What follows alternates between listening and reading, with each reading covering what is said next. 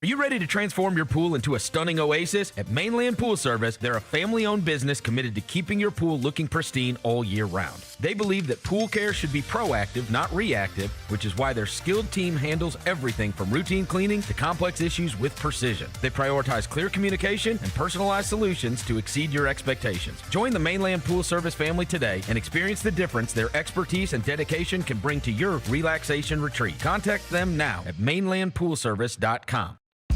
Nate Bargatze. Look, I say a lot of dumb stuff. I try to keep it in front of large groups. Seems to go better that way.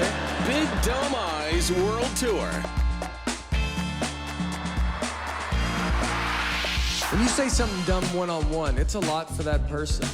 I'll say it, then I can just feel that they feel the weight of my life on their shoulders. Tickets and info at NateBargatze.com. Don't miss the Big Dumb Eyes World Tour. Nate Bargatze. Memphis. Monday Night Raw returns with non-stop action, unmatched energy, and the superstars you love. We don't get mad, we get even. We don't go home till we beat them. This is our time, we ain't leaving. Give me the crown undefeated. Witness the moments you'll never forget. Monday Night Raw, Memphis. Monday, February 16th. Tickets and ringsider packages on sale now. Watching the Grizzlies is easy with FanDuel Sports Network. If you have cable or satellite, you're all set. Find us on your channel lineup. You can also use your TV provider login to watch games on the FanDuel Sports Network app. No cable or satellite? Subscribe directly to FanDuel Sports Network online. You can also watch on Prime Video by adding a FanDuel Sports Network subscription. Not sure where to start? Visit FanDuelSportsNetwork.com to learn more. Sonic Radio. Welcome back to Sonic RNDIO. That spells radio with me, the CIO. This just in, the new Sonic $1.99 menu lets you build a crave-worthy meal for just $1.99 an item. Whether that's a creamy shake, crispy tots, or a quarter-pound double cheeseburger. This just out. Ostriches. They're mean, not very cute, and in my opinion, way too big for a bird. Don't miss the Sonic Fun 99 menu. 5 items, always $1.99. Live free, eat Sonic. Tax not included. See menu for details. Let's face it, there's a lot of trash talk in basketball. But the great teams let their performance do the talking. Like Ford F-150 with Pro Power on board. A class-exclusive industry-first feature that turns your truck into a mobile generator and leaves the competition speechless. Ford F-150, official truck of the Grizzlies. Greatness starts here at your Mid-South Ford dealer. Class is full-size pickups under 8,500 pounds, GVWR. Grizz Nation, Friday nights just got a whole lot better. Introducing Buckets and Brews, the ultimate way to tip off your weekend. Every Friday this season, grab a terrace-level ticket to the Grizz game and 2 12-ounce Miller Lights for just $55. Get great seats, cold brews, and Grizzlies basketball. It's everything you need to start your weekend off right. So get the deal that's too cold to hold. Go to grizzlies.com/Friday to lock in your tickets today. Grizz Nation gets set for tip-off 1 hour before every Grizzlies home game with the warm-up show. Get the latest news, notes, and analysis live from courtside at FedEx Forum. Who's going to be the tougher team that rebounds and prevents second-chance opportunities? Join me, Lang Whitaker, along with Michael Wallace, Jessica Benson, and other personalities from Grind City Media, Memphis, and around the NBA. 1 hour before every home game, live at Grind City Media on X, YouTube, and the official Grind City Media mobile app. The long goodbye begins. A very special evening with Journey. Final Frontier Tour.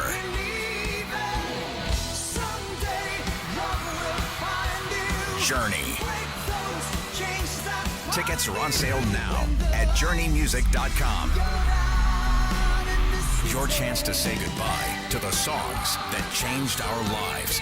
Journey. Final Frontier Tour. Grizzlies fans, dunks, dimes, and no-looks are great on TV, but nothing compares to catching them IRL. And that starts with buying tickets at Ticketmaster, the official ticket marketplace of the Memphis Grizzlies and the NBA. Ticketmaster gets you to the game so you can catch every highlight in person. From seeing your favorite Grizzlies stars up close to hearing the squeak of the sneakers on the hardwood. Put that jersey collection to use and get tickets at Ticketmaster. There's no better brag than saying you saw it live. See you courtside, Memphis. Live from downtown Memphis, this is the Chris Vernon Show on YouTube at Grind City Media and the official Grind City Media app.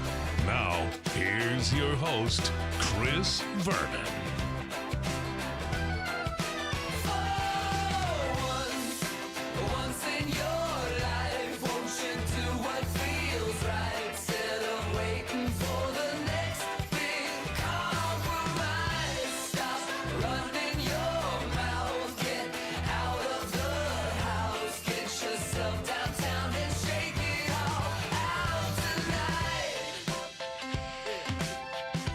Here we go. It's noon on GrindCityMedia.com. It's Chris Vernon Show. Welcome. It is the Monday, January 26th, 2026 edition of the show. Today on the show, we got 10 things from the weekend. It was quite the weekend in Memphis, Tennessee. I'm snowed in. The fellas are downtown. Cars are all over the streets. It's mayhem. The Grizzlies game got canceled, and now they have headed off to Houston, where they're going to play a game against the Houston Rockets tonight on a day that they have traveled the same day. That's where we're at right now. The Super Bowl was decided. We will get through the AFC and NFC Championship games. In addition to that, the Tigers got smoked. The NBA draft is looking unbelievable, and that might matter to us a lot more than we ever intended it to. We'll get to everything that took place over the weekend. It's a Monday. It's freezing. It's cold. It's snowy. But smile. Let's do it. Turn it up.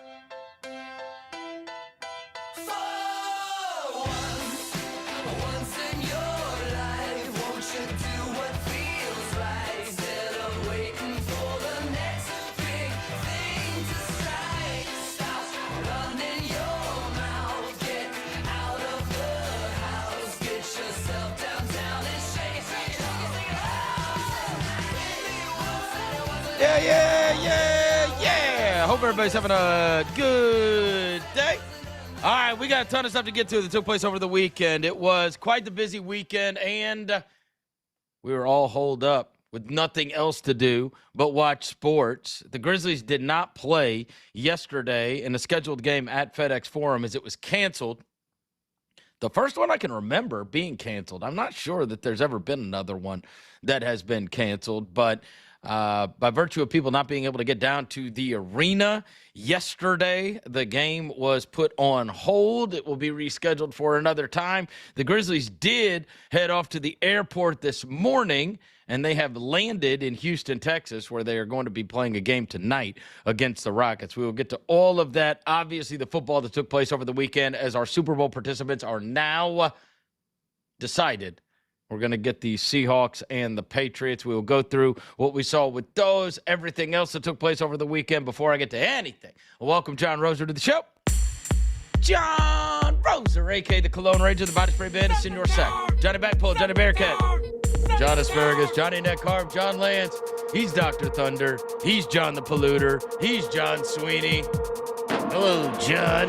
You know, Devin would probably agree to this. You know, I think we could do the show in here right now, or Devin, we could go. We could have our own equipment and be outside doing the show. And I don't know if there's really much difference. It is freezing in here. Oh, really? Yes, it is freezing in here. Well, they heard the king wasn't there, and they left the heat off. I'm the only one that gets to be comfortable. If I'm not there, you guys got to freeze. Clearly, like my hands. I might put on my gloves at some point during the show. Well, if you guys, you know what? This is one of the things that I want you guys to learn from me. Stop being so passive-aggressive. Go rattle some cages, walk downstairs and say, I can't work in this climate. It's too cold. Somebody turn on the damn heat, and I mean it. Or else I'm going to start the Grind City Media Union. Well, you know what? You know what? I'll have to wait to do that because nobody's here today. It's like COVID all over again. We're the only ones here. The guy that turns on the heat couldn't make it downtown. No. Devin Walker's here. He's the microphone mangler. Senor Quasadilla. Mr. Math. Navojo. The reporter, the photographer. He's Sir Hiss. He's Walker 93. Nah, I ain't gonna lie, bro. I've sneezed and called about 20 times since I walked in the studio, bro. Dude, I had to mute him while we were all talking before the show. I had to mute him because he kept sniffing so much. Bro. I'm sniffing and coughing, bro. I don't know. Like I said, I don't know who. Wait, what did Devin's lower third say? Play What the did video, that say? Jalen. Play the video, Jalen. Play the video, Yeah, right. Jalen. All right. But yeah, bro. I don't know what's going on around here, Vernon. It's you stayed at the crib, so they say, yeah, you know what? Devin and Rose, they're gonna freeze off. They're gonna freeze in that studio. Yeah. So I'm. Well, bundled you guys were already downtown. Yeah, still. We were already down. We here. deserve some heat, bro. I agree. We deserve some heat. Yeah. I do think that it is unseemly for you guys to be sitting in very cool conditions, but yeah. Come on. Bennett at least did the show from the normal Gary studio, which is always warm. That studio's always nice and warm. Our studio, though, freezing. People always ask, like, why do y'all look so bundled up in there? Yeah, there's a reason, bro. Yeah. There is a reason for this. I might put on my baklava. By the way, somebody's already reached out. Vernon said, "Dang, Vernon couldn't braid the elements and make it to the studio." That's somebody's already texted me that. So absolutely not. He said absolutely not. And let me be clear. I would give anything to be there. I feel like I'm being held hostage. You guys know, like, this is not where I want to be. You think I want to be here? Like, I mean, I wish. So I will tell you, in our neighborhood, I've walked my dog, and you want to talk about hates it. Like, he don't want to be a part of this. I'm like, bro, you have to piss. Like, you're not going in the house. So we're doing this, and so we're just gonna walk around until, like, nobody's even tried to drive on these streets. Like, you could see the tracks, whatever. And so yesterday, I was like a peeping Tom out of my window, and the house that's like behind me. I'm like, oh, they're gonna try this. They're gonna try this, and I see their car back out, and then they like live in a cul-de-sac, right? Oh. And then the car is just zzz, zzz, just the tires, and this goes on for like 40 minutes. And then there's like a guy out there, and he's like trying to shovel a spot like in front so like the tire can catch. They're like, oh, if we could just get it moving, right? And so finally, after I'm a peeping Tom for like 40 minutes to see if this car is gonna move, I'm like, all right, I give up, whatever. And so about an hour later, I went back, bro. They just left the car in the middle of the road in the neighborhood. Damn, it's just there. It hasn't moved. That's tough. It's just there. It's just they bailed on it. Hey, and that's when I said, I'm good. I'm good. No thanks. If you think I am backing out this car, like, I got this whole nice studio for Netflix now. So I got it all set up in here. I'm like, you think I'm going to end up? And then every time I scroll through like Instagram or Twitter, whatever, I'm seeing like, everybody's saying, like, if you don't have to be out, don't be out. And they show like there's like 6 scattered cars on the side of the road and people driving around in like F-150s with chains trying to help people move their cars. And I was like, yeah, that's not for me. Yeah, so I saw a lot. It was 4x4s on the road too, though. It was like if you have a 4x4, they pulled them out for this snowstorm, bro. I told you I was outside my window like watching people like do donuts in the middle of the road. This is also when you understand how the reason that we have made Memphis our home and love Memphis so much. I am inundated with videos of people helping other people, right? Yeah. People that are helping other people in these forms of distress, because people's cars are just like, there's cars on the side of the road everywhere. Now, the highways look pretty good, and some of the major roads are getting better, but with schools being canceled, cars just like off on the side of the roads, and especially without four-wheel drive, you are seeing cars just stranded everywhere, all over the place. And so hopefully it gets better sooner than later, but with the ability to be able to do the show from the house, yeah, I'm not letting my wheels spin. And yesterday, thought I was going to have to, and I waited because I'd gotten word that there was a possibility that the game was going to be rescheduled or postponed or whatever. And so if I would have been downtown, I would have just made it downtown. But the game did get postponed yesterday. You guys were already down at the arena, right, when they announced it? I got down here when it got announced officially. I was literally in line at security getting in the building. I was in my bed. Yeah, Dev wasn't here. You never made it to the arena? Look, no, I waited to the last possible second, bro. It was like I told myself, look, if it makes it you can walk. You can walk. Yeah. So I was like, look, if it gets to 1 o'clock and the game's still going, I'll get up and put some clothes on. All right, fair enough. All right, let's get to 10 things. I love 10 things. I know. Kinda. Number 1, the snow and ice storm. So, hopefully everybody is being safe. There's a lot of people I know that are bundled up in their homes as we are broadcasting today. If you did get out, you did go to work, please be safe out there. This has been like the worst in a long, long time. I can't remember when things were like this, where schools are closed for the amount of time and cars are all over the side of the road. Like, we just don't have the wherewithal to deal with this, right? I think they've done pretty good with it. Yeah, for the first time, the city's done good and with we haven't this. lost power too, Vernon. Like usually the city's like losing power doing this stuff. And we are under no boiled water advisory. Like, I can fair. handle everything except the boiled water crap. That's fair, though, and honestly, like they have done a good job with TDOT, et cetera, and getting some of the major roads and certainly getting the highways passable so people can get around.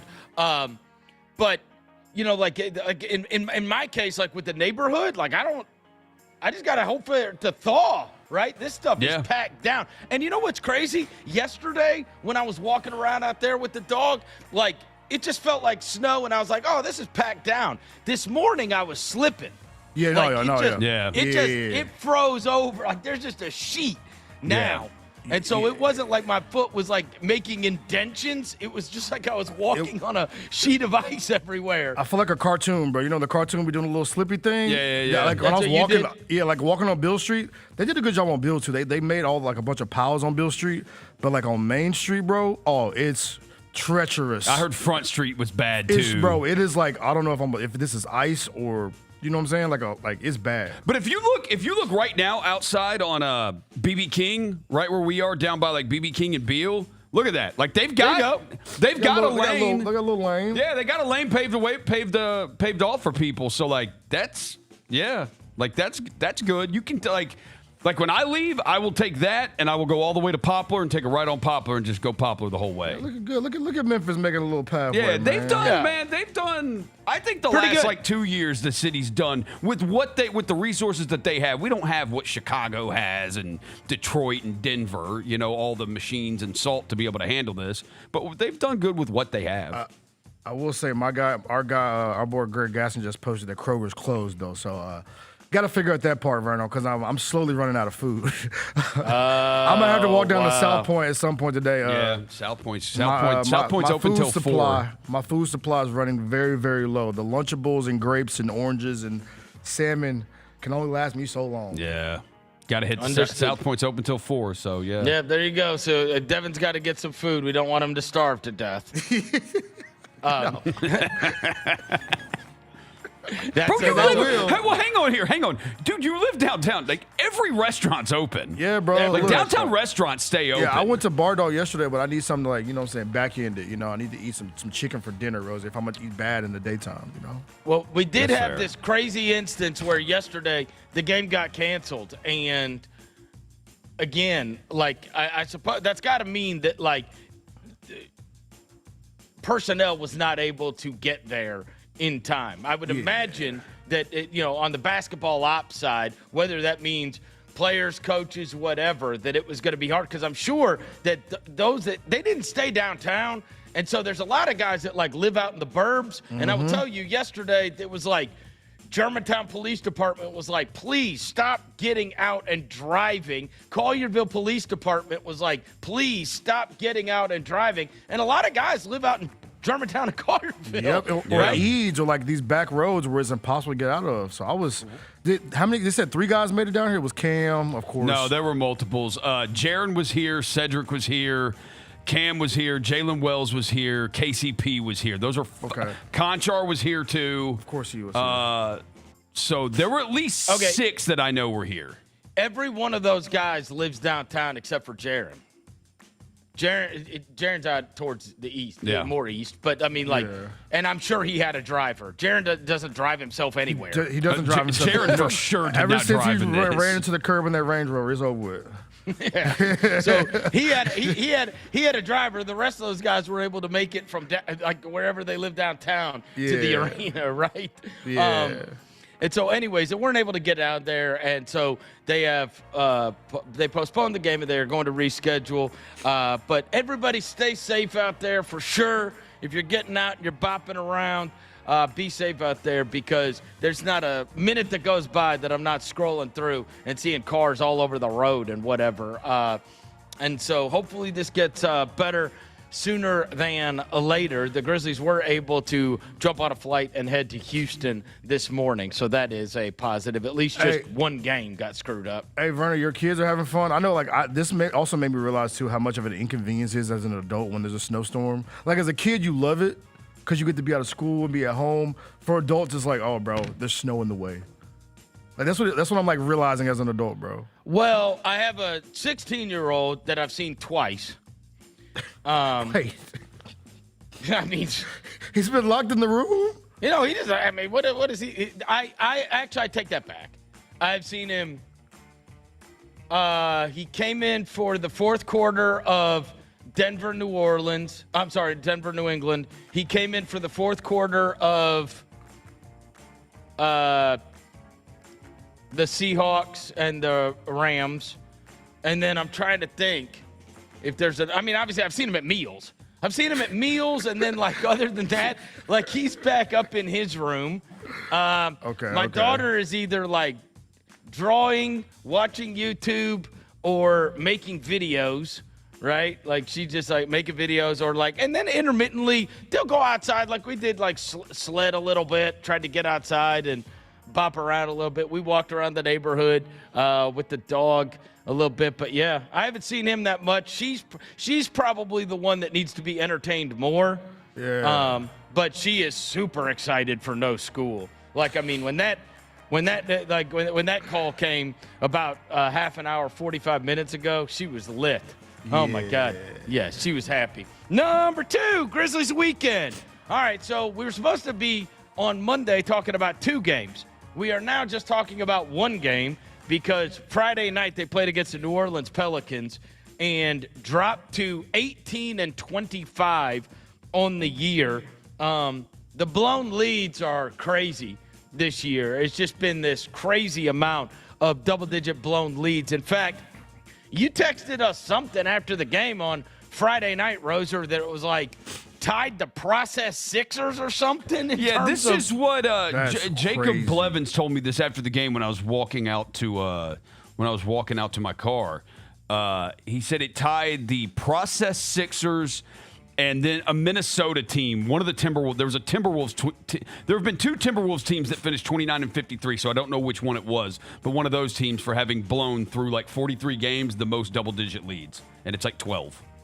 And they were trying to lose on purpose.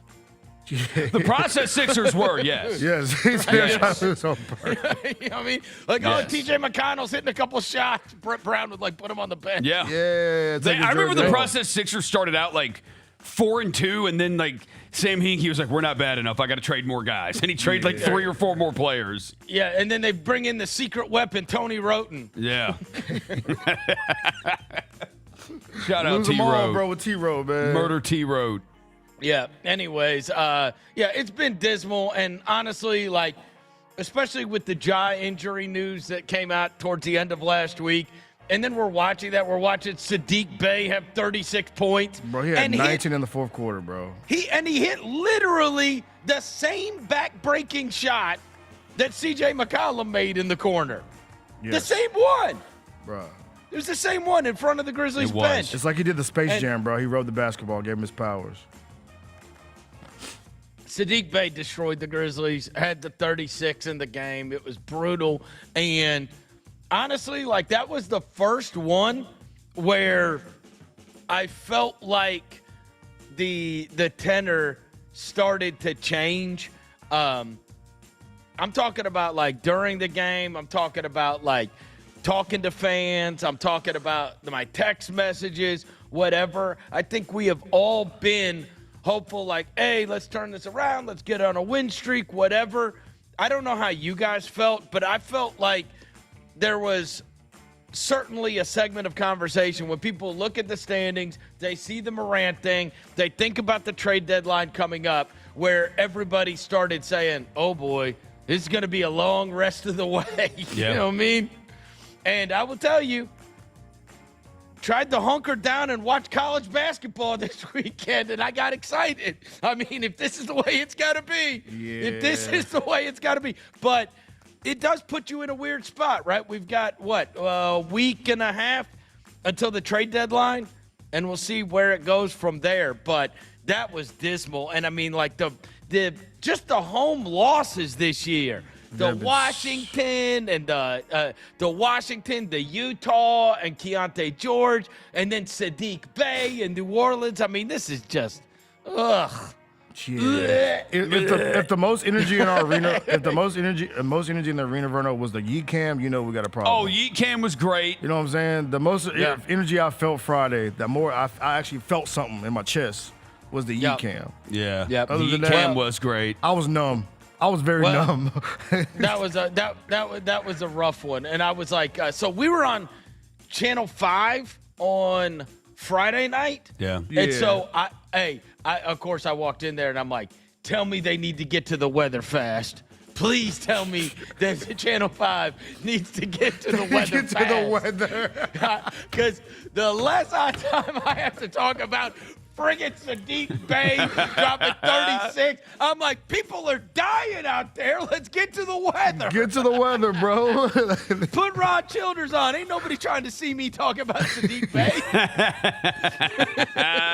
No, I'm with you, bro. I'm like, there's car crashes. People are trapped inside. They want to know, when is this coming? Right? It's coming overnight. They need to prepare. We need to let the Memphis community prepare. I got an idea. How about no post game? And that's because I care about the people. Yeah. I want the people to know what's about to happen, and I want them to be properly prepared for the moment that is going to take place overnight. I also don't want to talk about Sadiq Bey's 36 points. No. So, or Zion Williamson,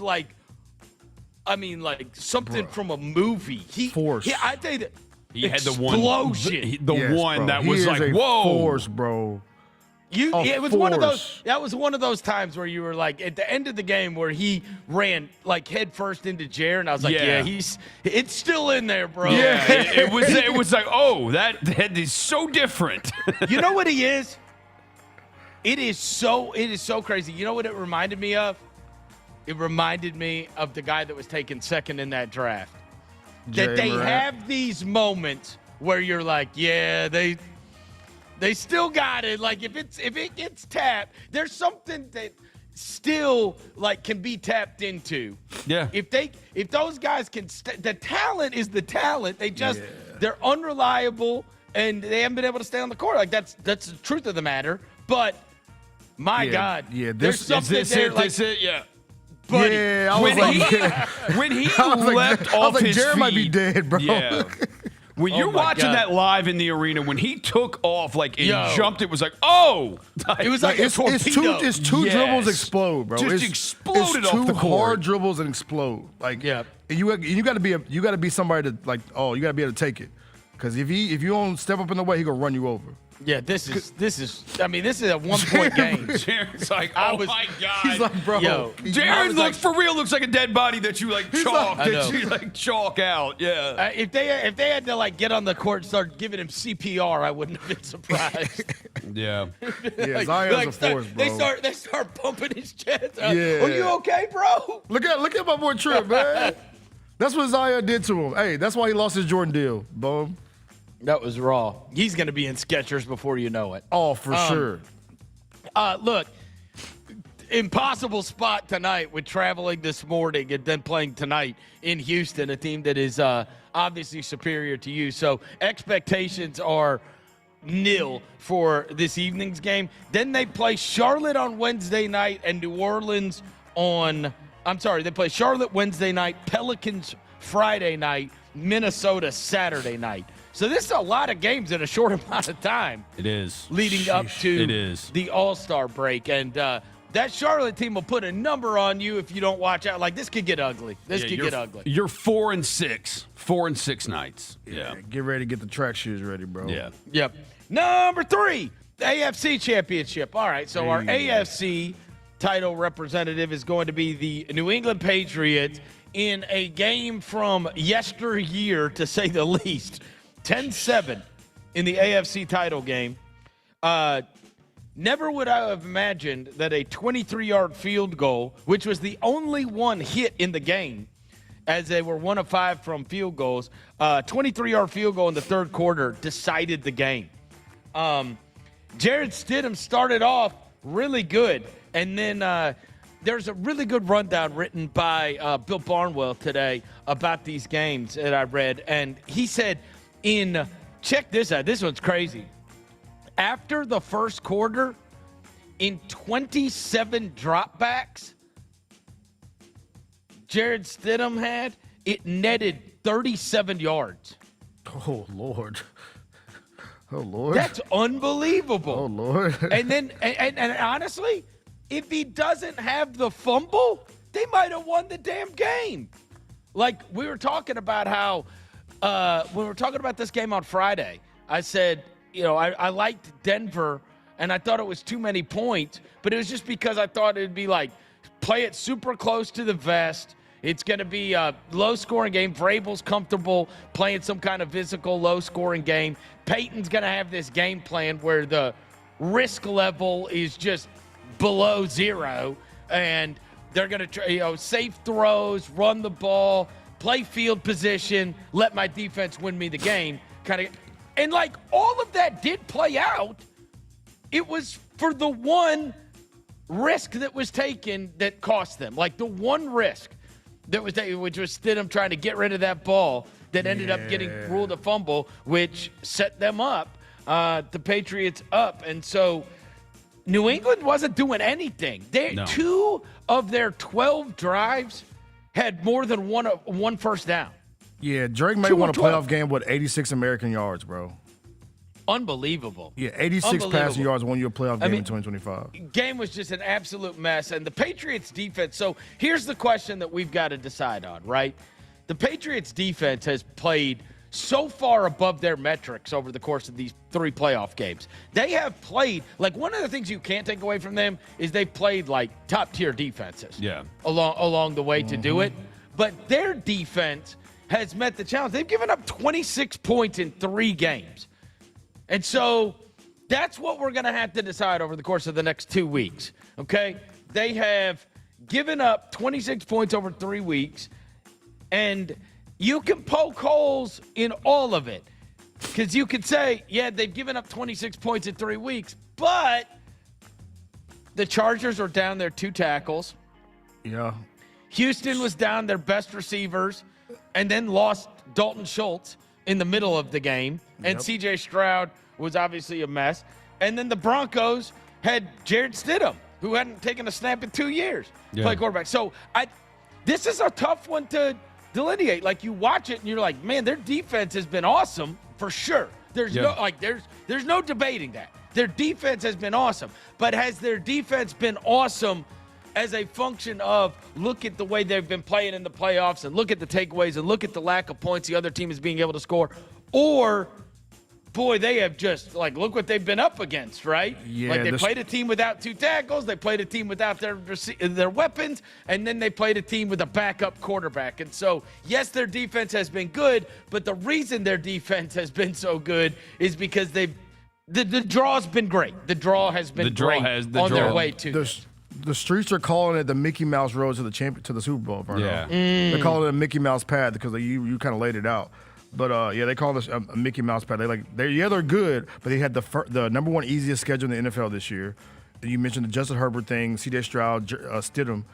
But I will say, though, to Drake May point, they said he's the first quarterback to beat 3 top 5 defenses on the way to the Super Bowl. So Wow. Like, you give him credit for that, even though he wasn't really slinging it around. You give him credit, but the Patriots' offense in the playoffs, EPA per play, has been worse than the Jets' offense in the regular season. Ew. Wow. So, yeah, the offense but you also got to give him credit for finding a way to win.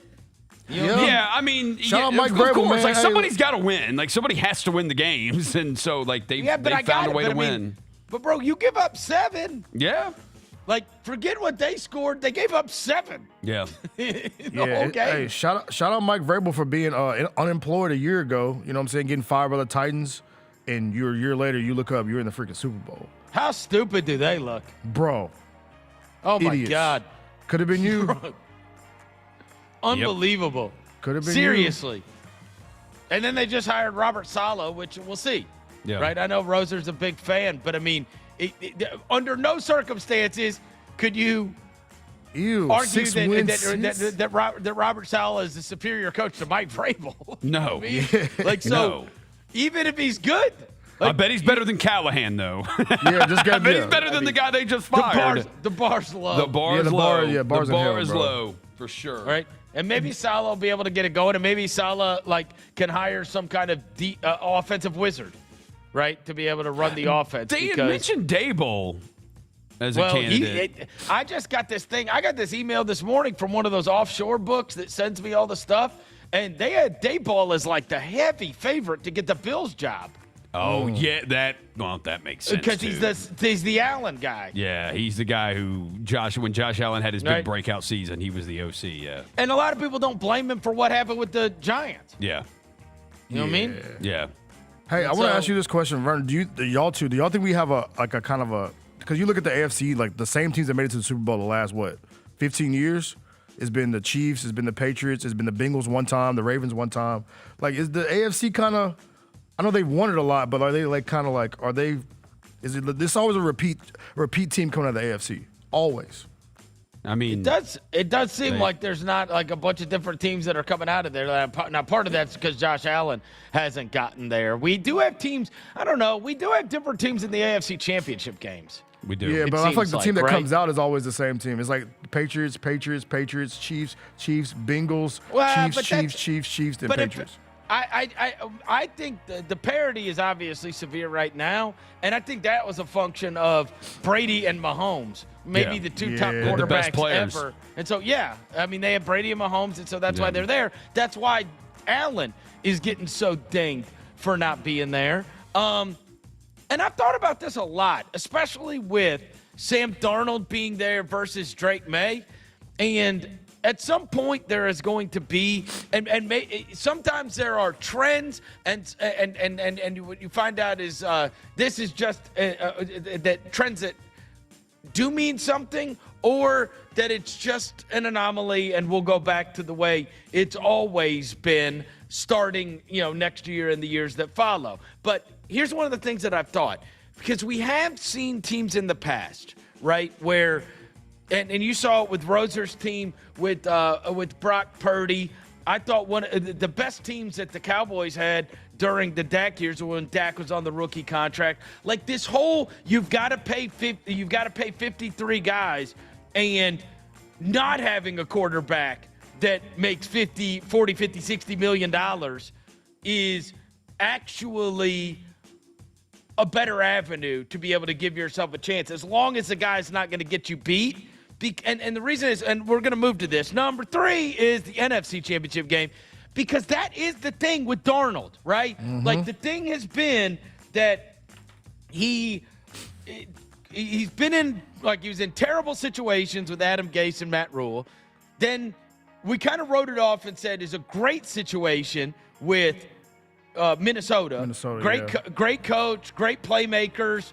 That's why he was able, and that's what Minnesota elected to believe, right? That's why they were in it, because he had those dismal end to the Rams and the Lions at the end of the season, and then they said, you know what, we're just going to go with the guy that hasn't played, and look at what happened to their season.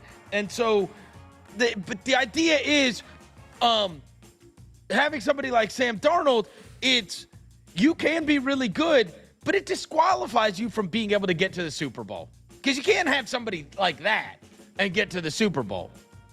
And yet, here we are with Sam Darnold in the Super Bowl for Seattle. He's not paid like his peers are, right?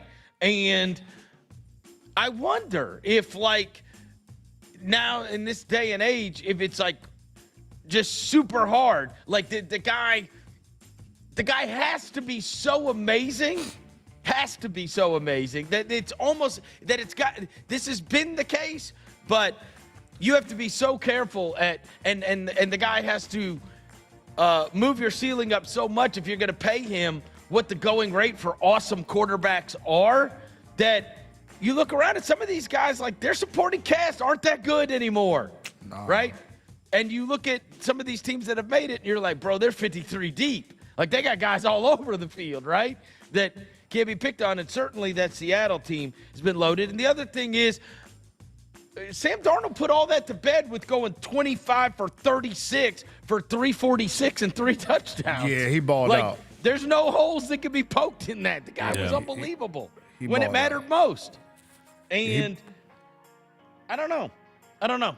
Like, I guess we'll see as the years go on, right? If it's still, like, in the end, you need to have the awesome quarterback. But nobody could argue that Darnold and May are the reasons that their teams are there, right? And you look in that Seattle defensive running game, there's a list of the salaries. The different salaries. Yeah. So far this year. Yeah. Because, I mean, the Seahawks had Geno. The Seahawks had Geno last year, right? Yeah. Yep. And they tried to keep him. They tried to keep him. They he tried wanted to some more keep money him. on it. He wanted more money. And they were like, you know what? We're going to build around, like you said, like get a quarterback like Sam Darnold who's going to get paid a little bit less, but you can add some more players around him. Now you got one of the most dominant defenses. You got a good running back. You got a good receivers. You got Rashid Shaheed.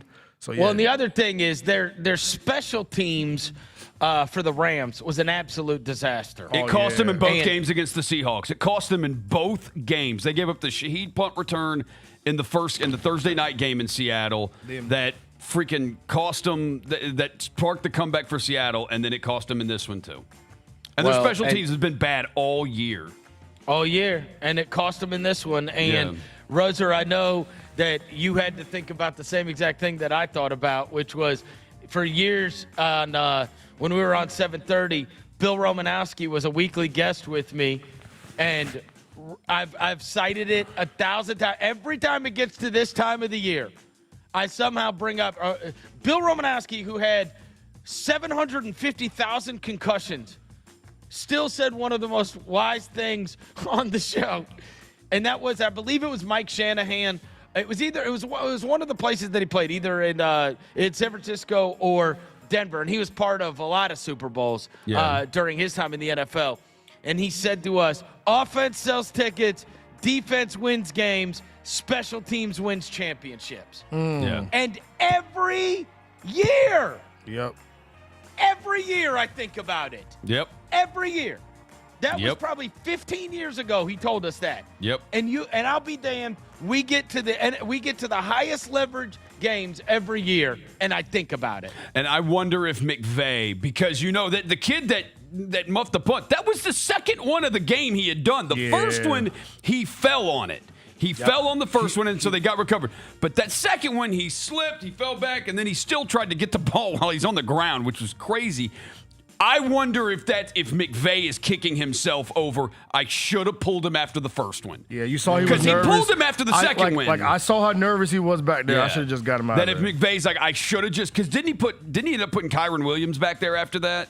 Yep. And the crazy thing is, to read about it, it wasn't like, this wasn't out of character. They were like 27th. In the DVOA they fired their special teams teams coach during the season. They fired him. Well, and I saw somebody go back. It was in the Barnwell article. He went back and talked about, like, the games they lost this year.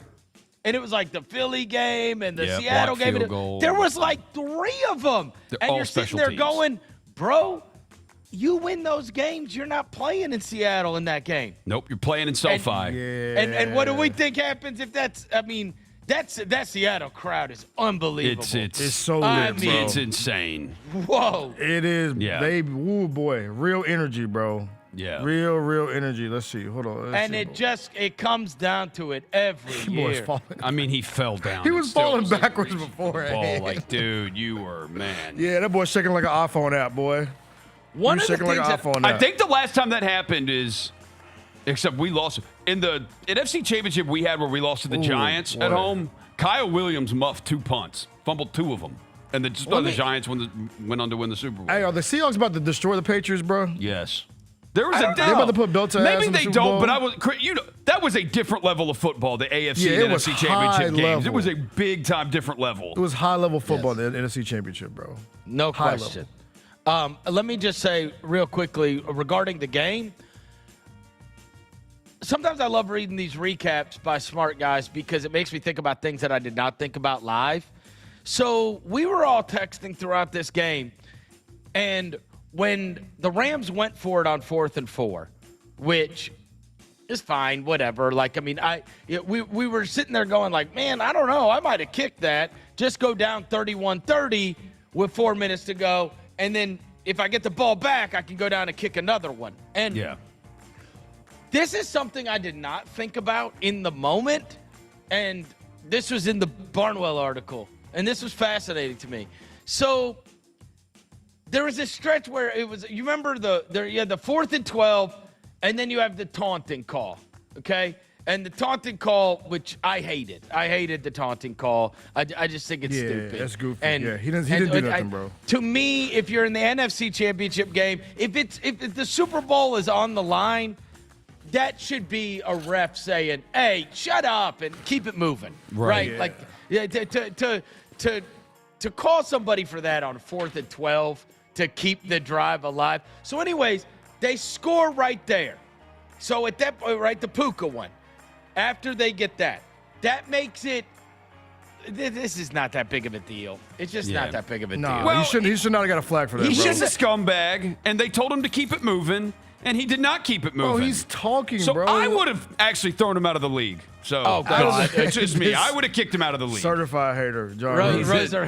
Roser hates seeing that. I mean, talking about the Seahawks being in the Super Bowl is his nightmare. No, and you know what? Talk about destroying somebody in the Super Bowl makes you even more like sad yes, about I it. hate them. I really don't care about watching the Super Bowl.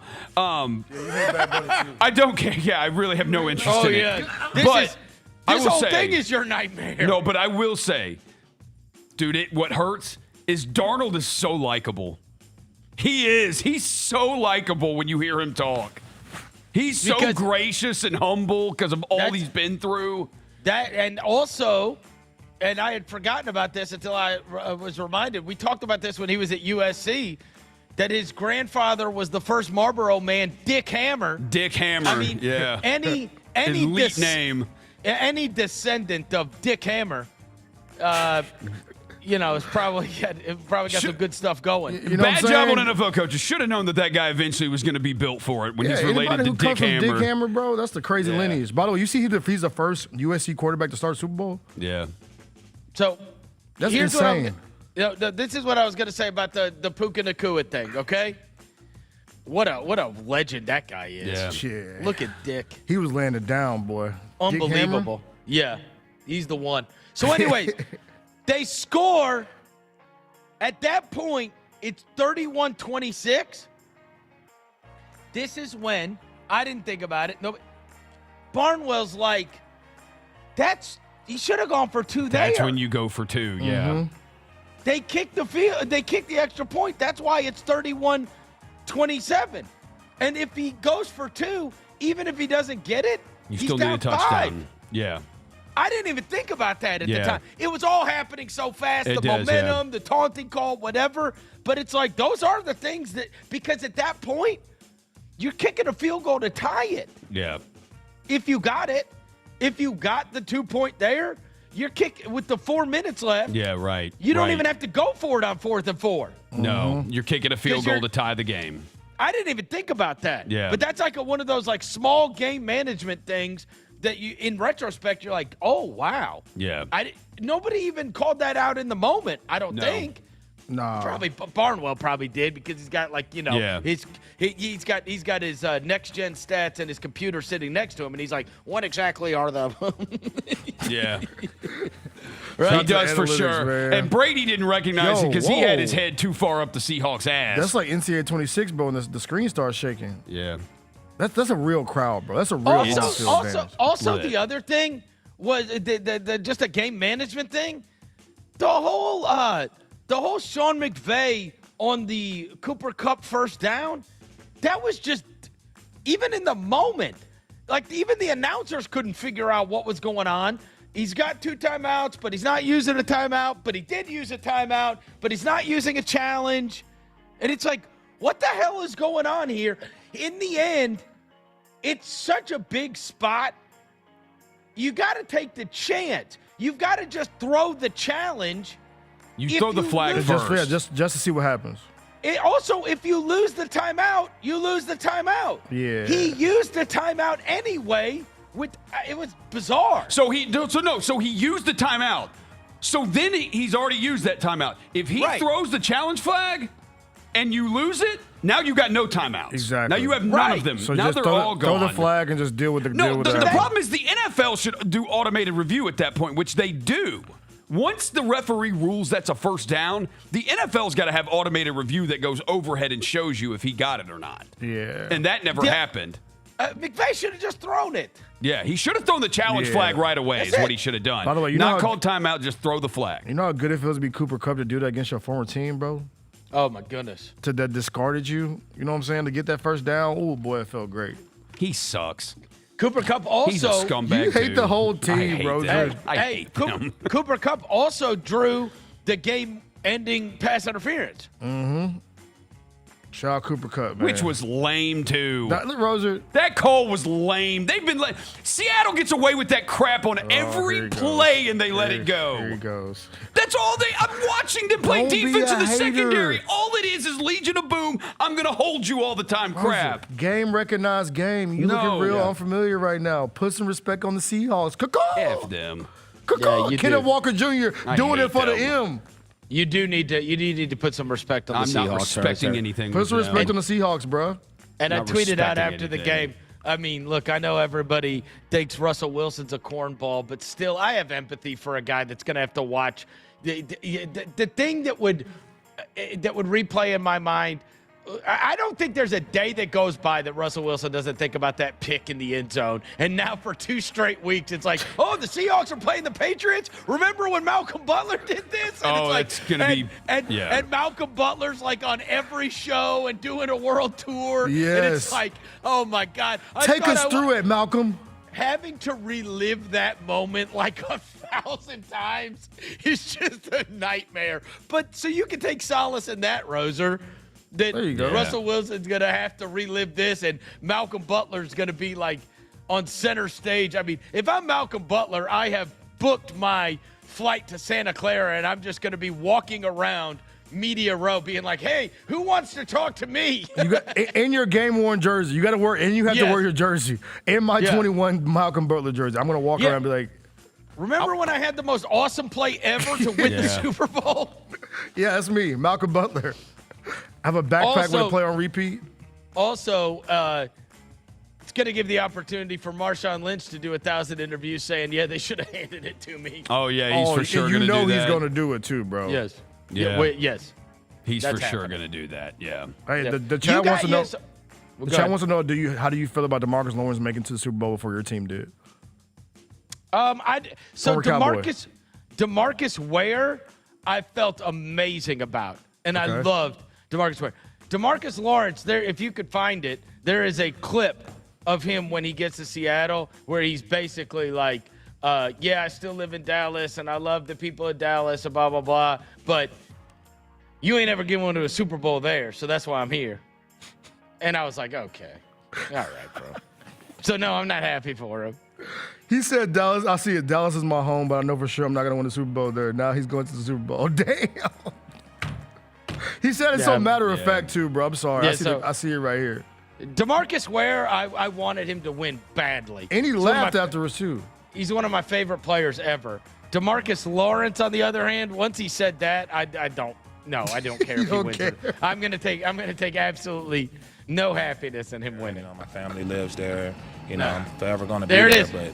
But I know for sure I'm not going to win a Super Bowl there. So, yeah.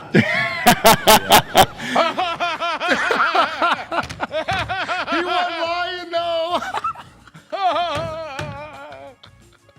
But no, hey, Seahawks gonna spank them in the Super Bowl, bro. Yeah, they should. If New might be over England beats before them, Bad it's one of the Bunny- greatest upsets in Super Bowl history. Bro, it might be over before Bad Bunny brings in out history, the it would be Scrabble the letters, bro. ultimate choke job by like Seattle if they lose this. The ultimate line's choke job. The line's like 4.5 or 5. Stop. That's because the odds makers don't know what to do with it, so they just put it at 5. Bro, I think the Seattle's gonna BTA them, bro. Yeah, I think should. by the time Bad Bunny come out to do his freaky gyrating, that it's So gonna it's be going to be like last year's? It's gonna be over with. Last year's Super Bowl was over with like after the first quarter. All right. Is it 5? It's the number's at 5 right now.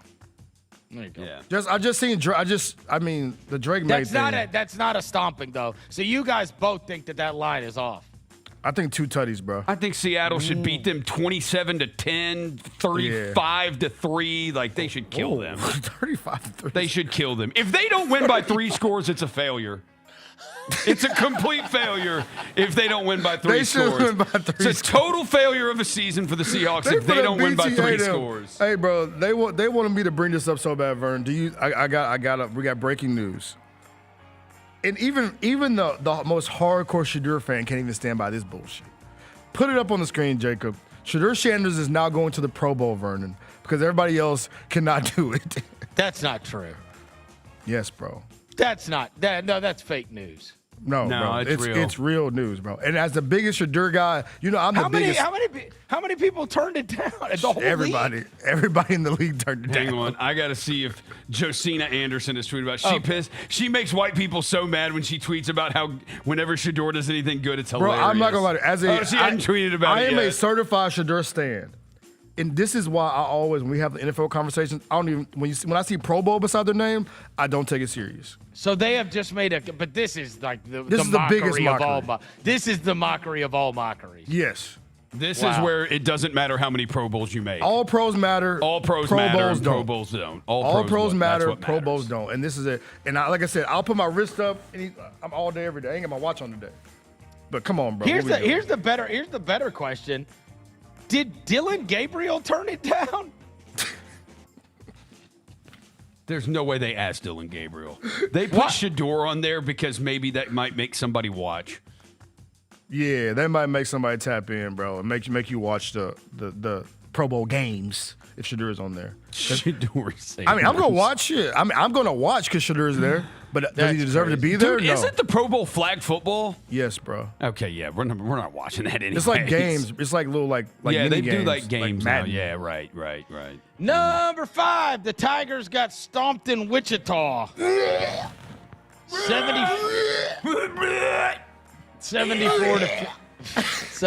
74 to 59.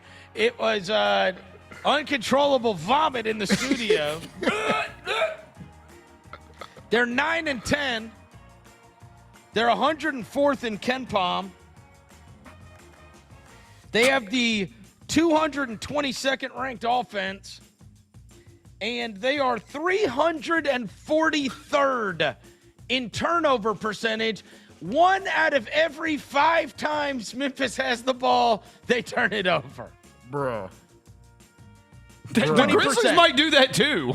We might turn it over 1 out of 5 times. At least the Grizzlies get a lead in games, bro. Yeah. 20%. What turnover is percentage. Let's find out what the Grizzlies you were turnover texting about it, bro. percentage is. We were talking about at halftime they were down what, 28-50? Well, you texted us and said, it's a 12-point game, and my response was, I'm not turning that trash back on with your it's a 12-point game looking ass.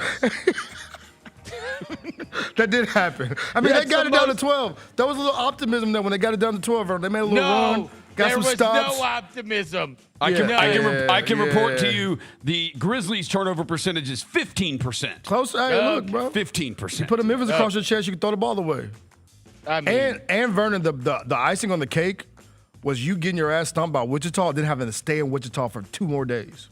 They were trapped in Wichita, bro. Yeah, being trapped in marinating in your Yes. vomit. Yes. They had to marinate in their vomit. Sprawling in the vomit, bro. Just making a snow angel in the vomit, bro. In the hotel. Yes. You know, ain't no baddies in Wichita. They barely got an Applebee's in Wichita. Like, you were just down bad, bro. Well, look, and we have said, who cares? Let's just get to the conference tournament. But, I mean, even us, even we have to take a short pause from that and be like, okay, this is super disgusting. Yeah.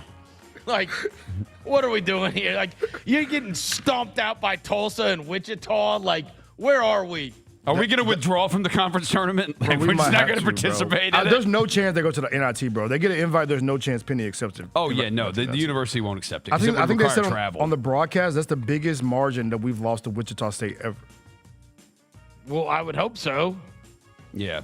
And they didn't have Fred Van Vliet or Ron Baker. Or what's that white dude? Anthony Early. Yeah, Anthony Early, yeah. Or Austin Reeves. Austin Reeves did go to Wichita. Yeah. Then he transferred to Oklahoma, though. Yeah. Yeah. No Greg Marshall. Who gets to claim him? Both. Oklahoma. I think Oklahoma Both gets to claim him? Yeah. And the state of Arkansas. I mean, if I'm Wichita, I'm saying I made him the man he is. All right, they stink. And they suck. is this all going to just turn into is Penny Hardaway going to be the coach next year? Like, is that what we're doing? Yep. Because even Penny in the post-game cover, he was like, "I'm from Memphis. We just fight back in times like this." Look, I was like, P. Yeah. I respect you, but when Chris, you're doing that, Chris, you tell me this because I was asking somebody about this like either this weekend or last week sometime. I will say, like, look, it's not great, but we know how Gary's talked about like what the state of the program is, and you're the host, so you tell me. I venture to think the only reason we really talk about Tiger basketball anymore is because of Penny Hardaway. I agree. Like, if the coach was Dave Jordan, like, would we talk about them as much? Bro, the whole world wouldn't talk about him, bro. Right. Like, the only reason they get talked about is because of Penny Hardaway. Like, Jeff Goodman wouldn't be tweeting about Memphis basketball unless Penny Hardaway is the head coach. Well, I'd also tell you that's the only way that the Fred kid from Briarcrest and what's the other kid's name? Cello Jackson. Yeah. Yeah, the one that was at FACS. Yeah, Cello. Yeah, Cello. It's going to be a write-off season. There's no way. The only question is, are you willing to write it off and then just say, all right, reboot next year, and next year's do or die, like if it doesn't get better? Because I don't know, man. Like, I thought last year was awesome. Yeah. Oh, it was fun. I'm sorry. It was fun, bro. Like, so it's not like this has been a consistent, like, you know what I'm saying? Like, last year was awesome, and they got a top 5 seed in the NCAA tournament. Like, that happened. Yeah. So we're a year removed from what I thought. I thought they really had a chance last year, too. And if the kid from Texas doesn't get hurt, they might have been able to make a run in the Tyrese Hunter was so good for them last year. Yeah. You just got a bad batch, bro. You got a bad batch, bro. You got some fentanyl. You got a little. It's a bad batch. You got a bad batch, bro. You got a bad batch, bro. Get rid of the batch. Get you some new batch in. Go get you some G League guys and some Eastern Europeans. Actually, don't, because that dude that played at Baylor, he sucks. Oh, and the kid that didn't help Alabama this weekend either. The G League guy. Yeah, Roser. So let him play the whole season. I bet you he'll be good. It's his first game back. No, the dude from Bama. The dude from Baylor's averaging 1 point and 3 rebounds. Well, then they shouldn't have gotten him. Again, hey, these are all roster decisions. You just got to get the right guys. No, here's the deal. Like, it's a bad year. The team stinks. And, I mean, we'll see what they do in the conference tournament. But, like, this is it. I don't know. I just think I really liked last year's team. I really did. Even the year before, we enjoyed it. Dave Danger was one of my favorites. Yeah. Yeah, and Kendrick was too. Kendrick was the year before that. Yeah. No, 2 years before that. The year before that was Javon Quinterly and David Jones. Hated that team too. Well, it started off great, and then when Caleb Mills got hurt, it just all fell off. Like, it all fell apart. Right. So. All right. Let's take a quick break. We'll come back with the last 5 after this. Chris Vernon, show. The heaviest metal credit card of all time. Rumored to be one of only 18 in existence. plated with the very same tungsten that forged the International Space Station, and wielded at business dinners like a samurai sword. It's a classic corporate power move. But the real power move? Having end-to-end visibility on your most critical shipments. FedEx, the new power move. Now that's the new edition way. I feel like there's another level we can take it to. What you think, Mike? 2 steps ahead of you, Slick. What's good, bro? What you doing, man? I'm in. Woman, you don't even know what I'm getting ready to ask you. Here's the vision. All 3 of us on the same stage every night. Gonna be crazy. No barriers, no separation. It'll be like 9 kings and a queen. The next level starts now. Duke is suing their quarterback because Darian Menza announced he was entering the transfer portal last Friday. So Duke said, no, you're not. I'm all for NIL. I'm all for player freedom to transfer and player empowerment. But just saying, I signed the contract, but the contract doesn't matter. I don't understand how that works. Tune in to the Jessica Benson Show with CJ Hurt live every weekday at 8 a.m. on YouTube at Grind City Media and the official Grind City Media app. Kroger shoppers and Grizz fans. Want exclusive last-minute discounted ticket deals texted straight to you? Sign up with the new Kroger Buzzer Beater deal. Fans can sign up by texting Grizz to 636-479 or visit your local Kroger store in the Delta Division and scan the QR code. By signing up, you agree to receive recurring automated promotional and personalized marketing text messages from the Memphis Grizzlies. Consent is not a condition of any purchase. Message frequency varies. Message and data rates may apply.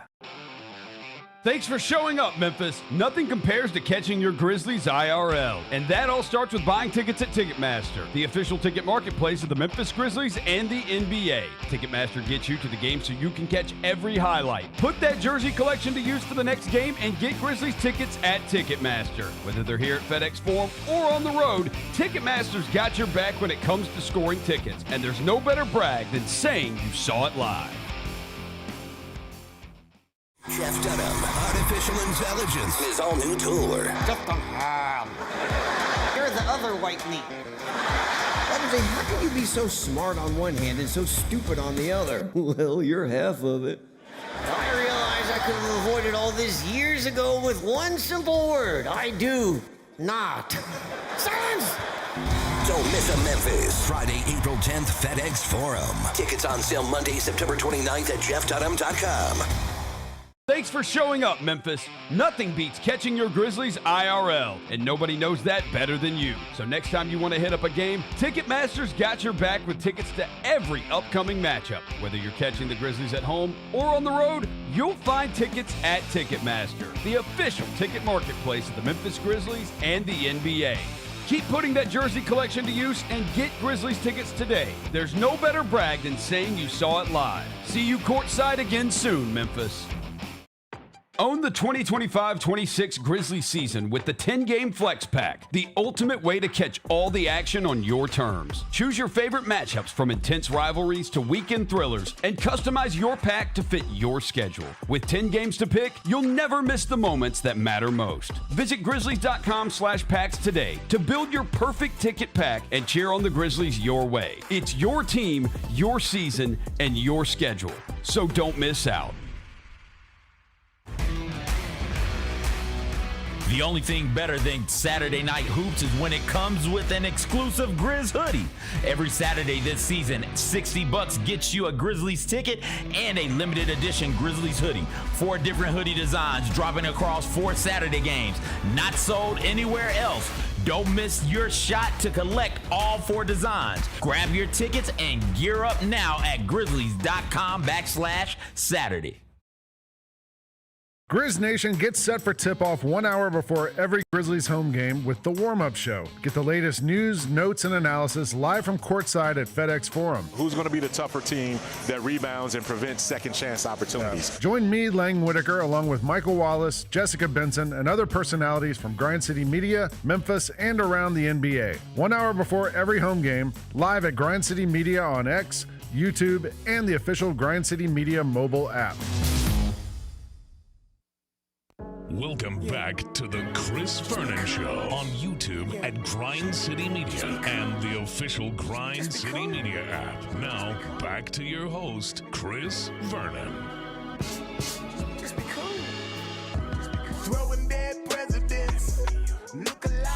All right, we're back. Chris Vernon Show. Hey, if you are worried about your pool, get a hold of my guys at Mainland Pools. And get your pool ready for winter, or if you're having issues with it now, if you're worried about it, what's going on with your pool during this horrible winter storm. As a family-owned business, they're dedicated to proactive maintenance to keep your oasis beautiful year-round. If you're worried about the pipes, if you're worried about the winterizing of it all, call them 901-486-6652. 901-486-6652. You want to get that pool look at its best. And also right now, if you are confused about what to do or you're worried about what to do during this winter storm, Mainland Pool Service, 901-486-6652. All right, let's knock out these last 5 from the weekend. Number 6. What'd you watch? Oh, well, we were all bottled up this weekend. Obviously, there's a lot of sports on. But I did have the opportunity to watch some non-sports. And you know me, I very rarely. Me too. All right, so I'll give you this one.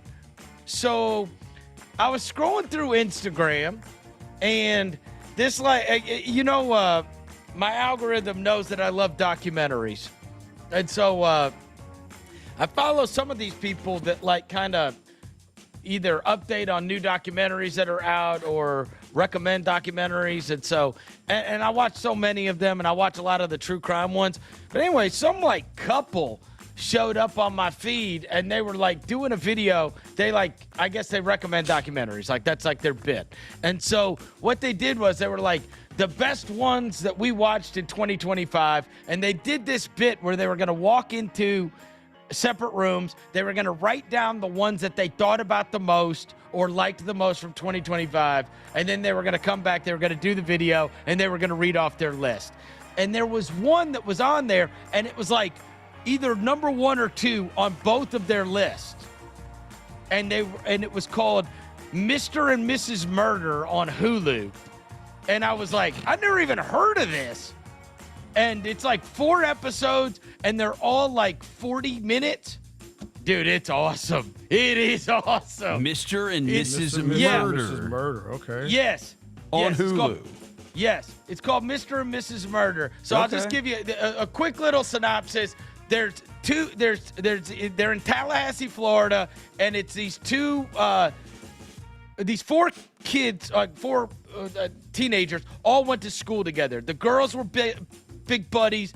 The guys were big buddies. They both became couples, both big church going. They went and ended up getting married, right? One of the guys dies on a hunting trip.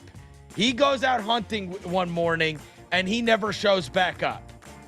All right? After he dies, one of the couples, the other couple, gets divorced, and his best friend ends up going and marrying his widow. And that's the gist of this, right? And then you're trying to figure out, bro, did they have something to do with it?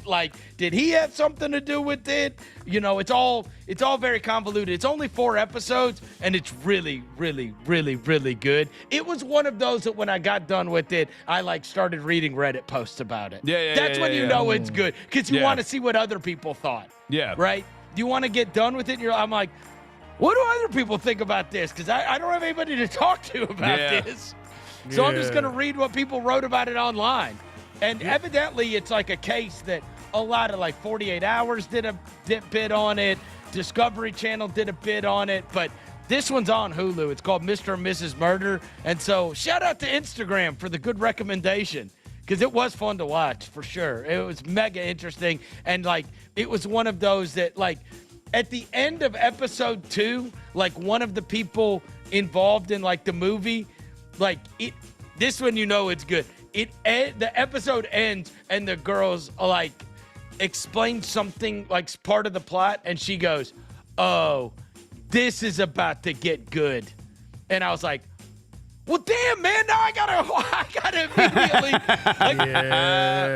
That's how you get me to watch episode 3. You know what I mean? And it was really good. It was good. I actually, it was one of those that I was glad I was like, you know what? Like, it was, I felt like I was rewarded for time spent. And I understand why people talk and think about it a lot.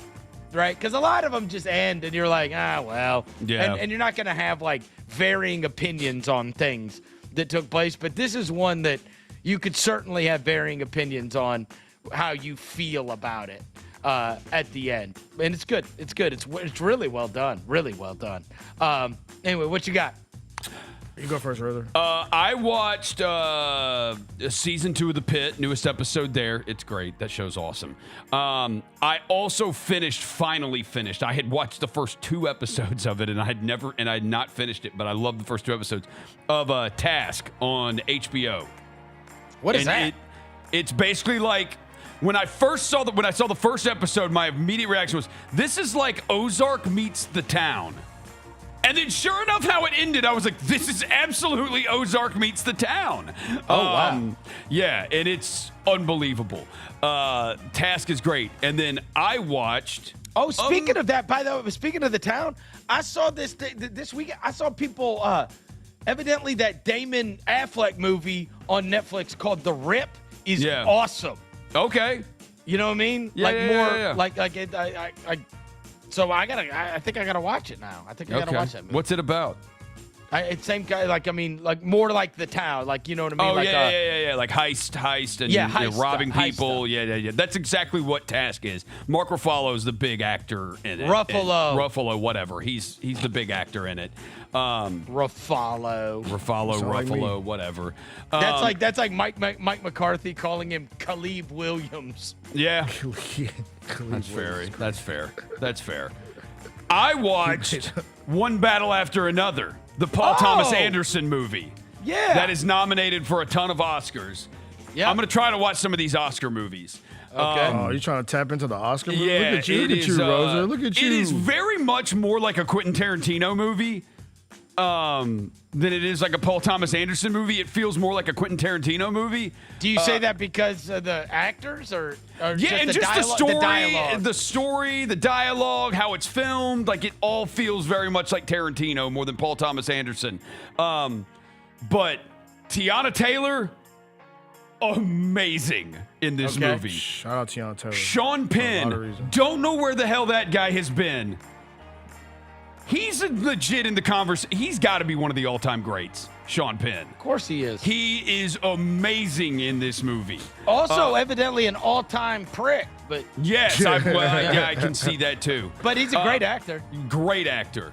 Benicio del Toro, great in this movie. And low-key funny in the movie. DiCaprio annoyed me in this movie, and he's the lead character, and DiCaprio annoyed me. But Jessica, I was talking about this with Jessica Benson, and she said, well, you got to think about what his character was. He's kind of supposed to be annoying. And I'm like, well, you know what? That is kind of true. And so in that sense, I guess he did a really good job because he did annoy me. Rosa, I'm proud of you for watching something that's not Law and Order, to be honest. 4 out of 5 stars. 4 out of 5 stars on One Battle After That's a Another. Rosa recommends. Yeah, it's really good. It is. It's really good. All right, what do you got, Dev? All right, I watched that dude climb that wall, that Tape one of that. I can't do that, bro. It stressed me out. I'm not gonna lie to you. Some parts because he was like free hanging, bro. I know, dude. Once I saw he had no parachute, no net, I was like, no, I will have an anxiety attack. No harness, no nothing. But no, it's like once he figured it out at the beginning, and then once he figured out the first 2 parts, it was the same thing over and over again. So he started to just do the same thing. And I did the thing you did. I want to go watch some TikToks about it to make sure it wasn't a fraud. And they're like, yeah, he did that. And he said the biggest thing was like endurance and blah blah blah. And I was like, okay, cool, that was cute. The second thing I watched was the new season of WWE Unreal. I've got about 2 episodes in. This season's all about the road to WrestleMania last year. It was Cody versus Cena. So they're telling all the stories that lead up to that. I'm realizing how much I really, really, really, really love Lowry Valkyria. If you watch it, it make you really, really like her, bro. Okay. I love Valkyria. She's so because she did the whole storyline with Becky Lynch, them being two Irish women from over there, blah blah blah. Becky, she can go over somewhere. I don't rock her. Becky is annoying as hell. But other than that, I'm like three. Don't do that. What? I you're a love Becky Lynch guy, huh? I'm a Becky Lynch guy. Yeah. Yeah. I love her. The man. She's the man. Thumbs down. I met her. I met her and interviewed her, and I loved her. Oh, so she's cool in real life. Oh, the coolest. Okay, she just seems like She's super so like cool. I don't know. Like I don't know how. I just got like a weird vibe. I don't know of what her. she's like since she's married to Seth Rollins, but she used to be awesome. Yeah, but no, I'm I'm like 3 episodes in. I'm really starting to build it. She taught me how to do. She taught me how to do her entrance. Oh, there's a video of it. Yeah. That whole thing where she did like the spinning and whatever, and I wore the glasses and the whole nine. She was awesome. Yeah. But no, on this, I don't know why. I just get like I don't know. I guess right. like you said, it's probably since she married Seth, but but Probably. no, Valkyria is the one. Like I'm like, okay, I can see it. This is worth watching though. Yeah, I as a wrestling fan, I enjoy it. Like Okay. there's wrestling fans that hate it because they hate the pull back the curtain thing, but I think it's cool. All right. Number 7, UFC on Paramount. Like the first several fights were just absolute duds.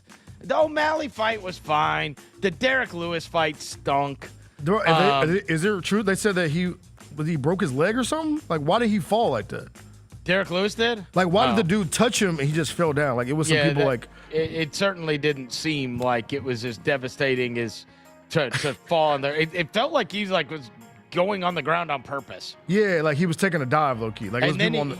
And then the guy just jumped on top of him and started hitting him in the eardrum until finally the ref was like, all right, enough of that. The Paddy Pimblett Justin Gaethje fight.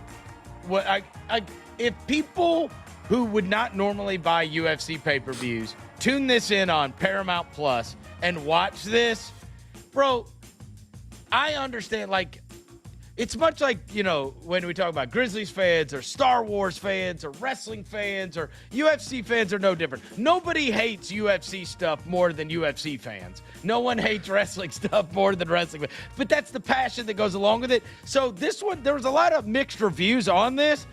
Just in terms of entertainment level, this was a 50 out of 10. Yeah, hell yeah. Like, if you just want to watch 370 punches landed, and Paddy Pimblett getting his face caved in like he did, and still, like, you can watch the last 20 seconds of the fight, he's still throwing haymakers.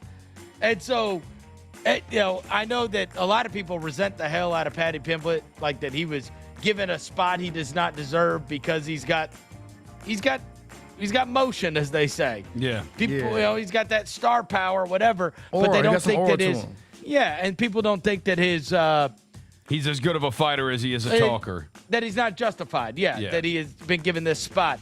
And so I think I saw a lot of people within the UFC delighted in the fact that he got mashed up the way he did by Justin Gaethje, who, it was almost like here's one for the old guys, Yeah.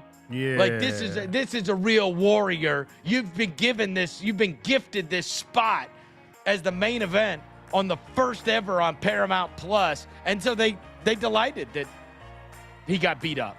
But I think most people watch that and was like, damn, bro, he is more than just he's tougher than nails because he took that. He took it and kept on fighting. He took a beating. Everybody loves the guy that can take the beating like that and keeps on fighting, because there's a lot of guys that just lay down. That's like the Logan Paul thing a couple weeks ago. Yeah, it felt like you're gonna have to kill this dude. Yeah. Oh, Jake Paul. The Jake Paul thing. Yeah. He was getting his face beat in, right? But he just kept coming back.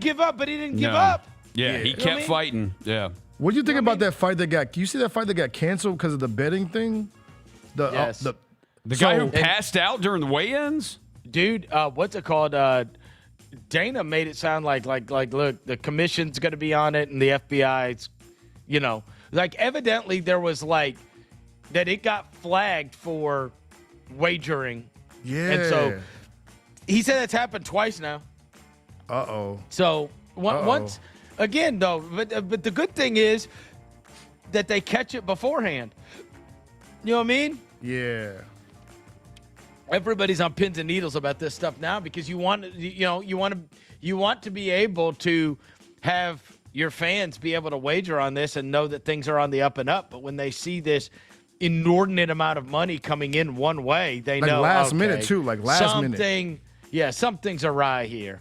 Yeah, something is awry here. Yeah. So Alexander Hernandez and Michael Johnson's lightweight bout. Dana White says, we got a call from the Gaming Integrity Service, and I said, I'm not doing this ish again, so we pulled the fight. Yeah. Yeah, good on him. Irregular betting patterns.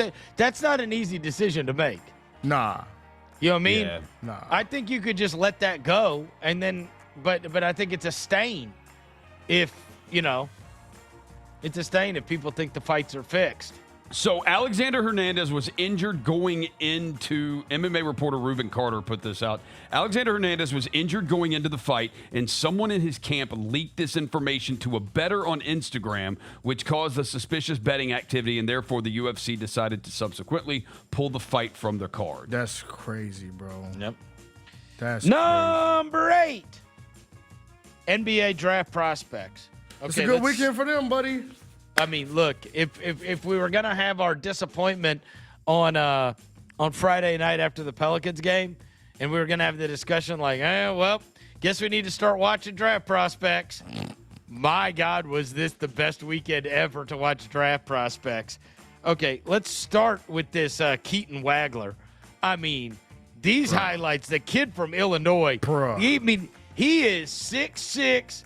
And he is smooth as hell. And dropping 46 at Mackey Arena is crazy. Yes. They said this kid was like 150th in the recruiting rankings. And my God, I mean, you just watch him and you watch how smooth he is. And this is a freshman playing against, in many cases in these college games, you're playing against men. But, I mean, this guy – a lot of times you could see stuff happen in college and you could poke holes. You're like, I don't know if that translates completely to the NBA game. There ain't anything this kid did that does not translate. Yeah, the shot making translate. They said it's the most points ever scored. Off the dribble, off the catch. I mean, getting to the paint. And he's also play makes. He's just good with the ball in his hands. And he's 6'6" and long. Golly. They said it's the most points ever scored at Mackey Arena, too. Most points ever scored by a visitor at Mackey Arena. And it tied the Illinois record. And Illinois had everybody from Nick Anderson to Darren Williams to D. Brown. I mean, they've had players. Mm-hmm. Shout out Luther Head. You also, like, that was the big one because there's a kid from Illinois that's kind of the under-the-radar one that did it. But these other ones, you've got DeBanster going for 43. You've got Cam Boozer going for 32 and 9. Mm-hmm. You've got Kingston Flemings at Houston going for 42. Great name, by the way. Well, and here's the thing. Kingston Fleming, like you end up looking up all these kids and you're like, damn, bro, these are all like all these freshmen doing what they're doing is crazy considering what college basketball is becoming now. This kid was Mr. Texas last year. He was 6'4" guard. Yeah, 6'4" guard, shoots 39% from three on like 3.5 attempts a game. Oof. It's the first class. So I think this is the first class, Vernon, that didn't have to deal with COVID. So this is the first real high school class to really get involved in college basketball. So he had 42, and DeBansta even talked about it at his press conference. He was like, our class. And he's like, I saw Kingston had 42 earlier today, blah, blah, blah. And I was like, and obviously I mentioned DeBansta's 43. You also have that kid that's playing for Cal, Acuff Jr. Mm-hmm. He had 31 and 6. Yeah. God, he looks like a house.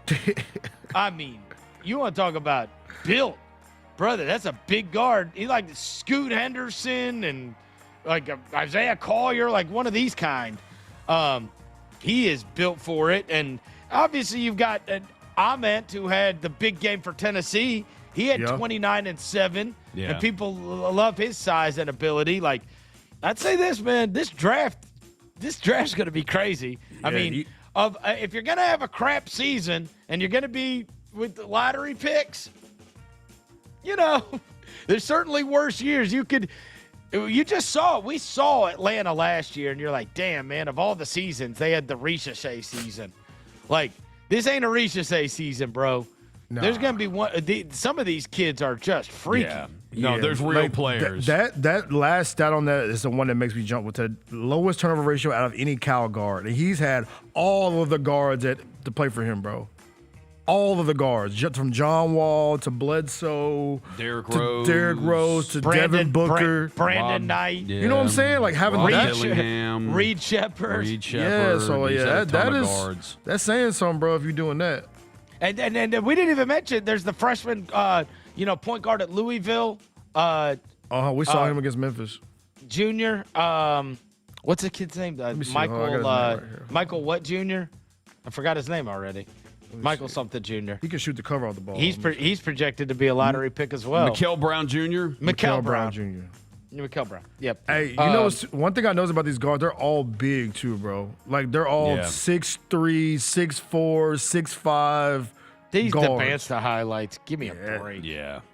Unbelievable. That's the best basketball I've ever seen in the whole war. Boy, and does he have a Morant dad. Did you hear his dad after the game? No, what Pop say? He only had 6 rebounds. Oh, yeah, I saw it. Yeah, I saw that too. I saw that quote. He said Pops was hating. I only had 6 boards. Unbelievable. And they're super efficient too. Like you see their numbers. Like it's not like a bunch of shot chucking. It's 15 to 24. It's 16 to 25. Like obviously, Boozer and DeBansa and whatever. Like these are guys that we have been talking about. But that kid from Illinois entering the conversation, and you watch that. I mean, it's 6'6" with super length, who's great with he is prototype what works in the NBA. Mm-hmm. And he's a freshman. Yeah. That was crazy, man. Do that on the road at Purdue. Number 9, Scottie wins again. Scottie Scheffler won the American Express at PGA West. Surprise, surprise. That's not only his 20th win. Now, this was actually fun to watch because that kid from Nashville, Blades Brown, was so good that he was in the final group going into Sunday. He still ended up getting a top 20 out of it, but he was up against it with being in the group with Scottie Scheffler, and he won the Amex. And some of the stats on Scheffler and historical perspective are crazy.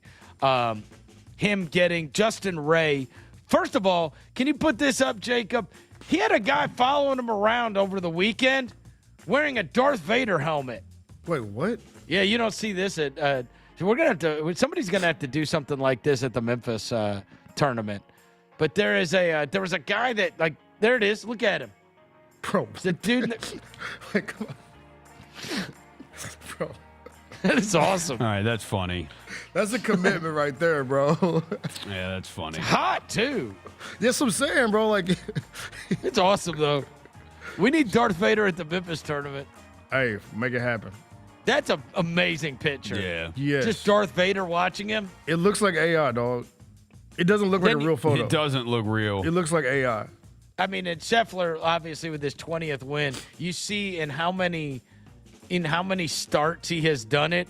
And it's like him, Tiger, Jack Nicklaus, Arnold Palmer. It's like, okay, look at this. Fewest career PGA starts to reach 20 wins. Tiger, Nicklaus, Scheffler, Palmer. Look at the Tiger stat. Sheesh. I mean, God, he won 20 of his first 95. Yeah. That is embarrassing. Shout out Tiger, man. The GOAT. But, I mean, 20 out of 151 is crazy. Yeah. Unbelievable. Because they're all happening so fast. And obviously this year, like, people are already, if he's already got one and we're at January 26th, here's players to win 20 times on the PGA Tour, including 4 or more majors before 30.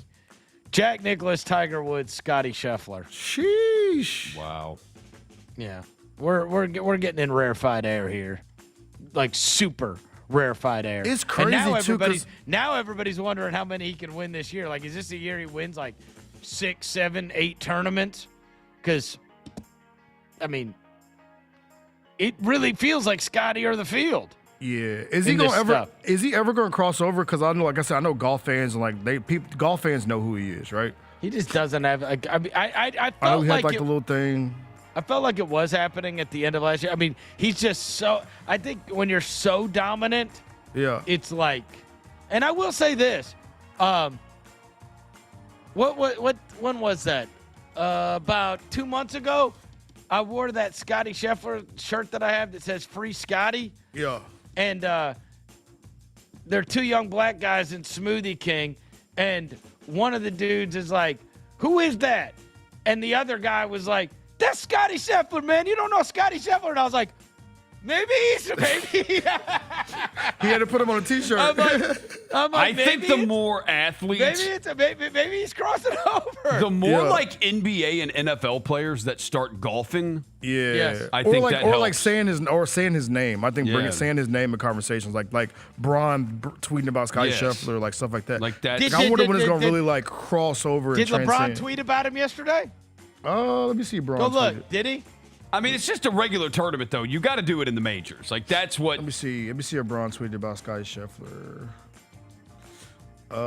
He did... no, he did not. He did not? He did not. Okay. And a lot of times he will He because he's tweeted on the 6th, though. He tweeted about Grant Horvath and Peter Finch. Great Horvath. Those are YouTube golfers. Oh, yeah. He tweeted about them.